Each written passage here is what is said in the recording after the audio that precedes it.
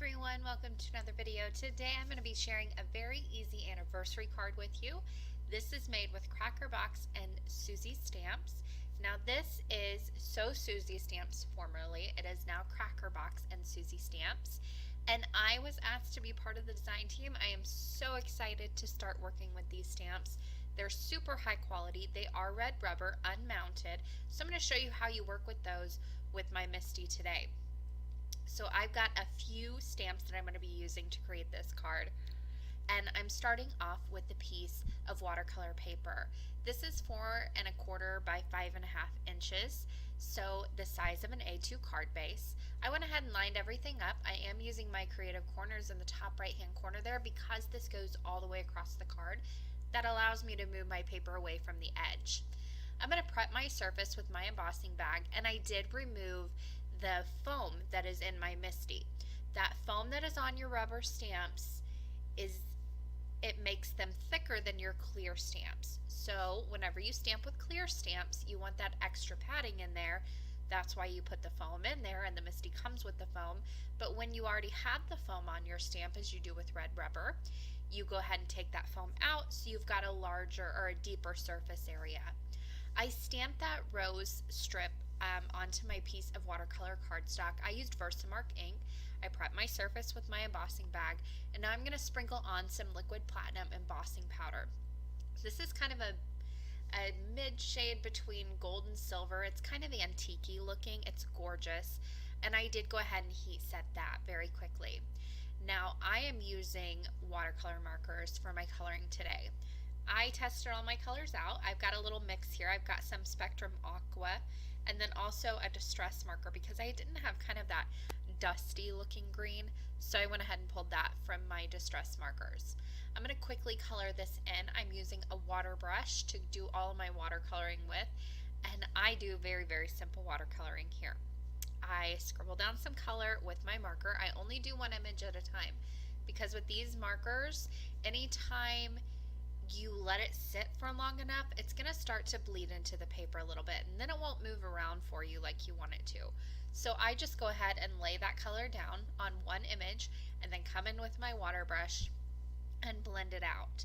It's really simple, especially whenever you heat emboss, because then you get these little wells that contain your color and you don't have to worry about bleeding. You don't have to make sure that your image is dry before you go on to one right next to it like I'm doing here. You can quickly move to the next one. I used a really light peach on that very center rose that's the largest, and then the two on the side I went in with a little bit darker coral color. Now if you're doing large areas like this and you get a little lost with some of the designs, like what leaf goes with what flower and whatnot, I just pull out my stamp, or if you're working with a clear stamp you can do your backing sheet.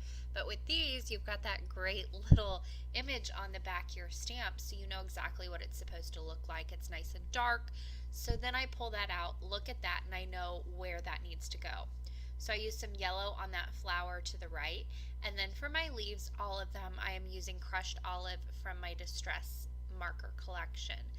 Like I said, I didn't have one from my Spectrum Aqua brushes that really went with the tone of colors I was going for here, so I just quickly pulled that out. Now I'm going in with my water brush and blending that out very quickly, and then that is pretty much done. I thought about adding a little bit of blue highlights around, but I left this blank. I'm actually going to do something different. I'll show you in just a moment. There's a quick look at that colored picture all done. I just love this stamp. It's gorgeous, just gorgeous. Now I have a card base I'm going to be stamping with, and I still have my foam out. I've got my creative corner up there in the right top hand corner, and I'll be stamping this down with some Versamark ink. I've got this sentiment. This is large and I love it. It says happy anniversary to a wonderful couple. Now if you didn't want to make an anniversary card but you had this stamp, you could just mask off that happy anniversary and put to a wonderful couple, and that could be like a nice wedding card, anything like that. So I love the spacing on this. It's awesome. You can use this sentiment for different things. I stamped that with Versamark ink on an A2 top folding card base that is just regular plain white cardstock, and I went ahead and heat embossed that with that same liquid platinum embossing powder. Now, like I said, I didn't add that blue around my stamped images. I decided to go a different route. I pulled out some cracked pistachio distressing. I'm going to add that to my card base to give this a little bit of color. I'll go ahead and sponge this on. I have a piece of masking tape down at the bottom, and that reminds me of how far down I actually need to go to cover up where my image is going to start. You'll see in just a moment what I mean. But what I did was I actually am going to take that flower and I'll go ahead and cut that out, and then I'll have a nice area behind that where the blue will show through. So I like to start off with a very, very, very light hand and build up the color when doing things like this. And I want it darkest towards the bottom and towards the left hand corner. So that's where I go in more heavy handed and keep adding color. Now, once I was happy with the way the color looked, I went ahead and started fussy cutting. I did give that some time to dry, just air dry. I didn't want to do any more heating to it. So I set that aside to dry while I did my blending. Then I came back in with my scissors and I'll fussy cut just around the very, very top border. That's why I wanted to go all the way across the card base. I'm leaving a little bit of a white edge. This does not have to be perfect. And one tip I always like to give whenever I am doing any sort of fussy cutting is move the card stock, not your hand and your scissors. So just turn that every which way. You can move your scissors a little bit, but really try and move the card stock that you're cutting instead of the scissors, and you'll get a much nicer cut. I remember when I was first starting out, I could not figure out how people got such a nice fussy cut edge on there, and then once I learned that trick, I was good to go. There you can see that nice edge you get with the fussy cutting, and then I've got that nice peekaboo of blue behind it. It's just gorgeous. Now, once I had finished doing all that, it was time to put this together. It's very simple to put together. I have some fun foam and double-sided adhesive, but whenever I went ahead and stamped that rose border to begin with, it was a little bit too high, I found out later on. So I'm just going to scooch that down a little bit whenever I place it down, and then I can flip this over and cut off the bottom of that hangs over the bottom of the card. That's just a quick way to fix my mistake because I didn't plan out good enough, I guess.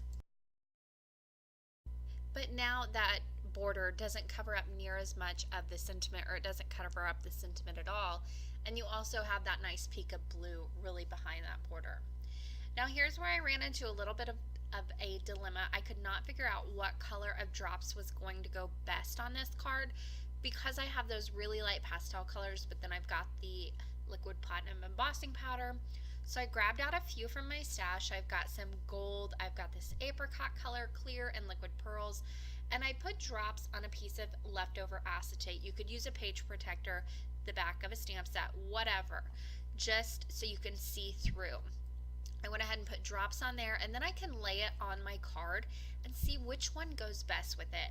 I am so glad I did this because I was really leaning towards the gold, but it just didn't look right at all once I laid it up against that embossing powder. So there's just a quick tip, something I did on this card that really helped me decide on which color was going to go best and which one to use. But I put a few drops down, and then that finished off the card. It was super easy, but I love the way it turned out, and it's just really gorgeous. And it would be perfect for an anniversary or a wedding card. Like I said, just mask off that happy anniversary sentiment at the top. Thank you guys so much for watching today. There are going to be a few links on the left side of your screen you can click on if you want to watch more videos, or you can subscribe to my channel over there. If you like this video, please click that like button down below. Thanks for watching, and happy crafting.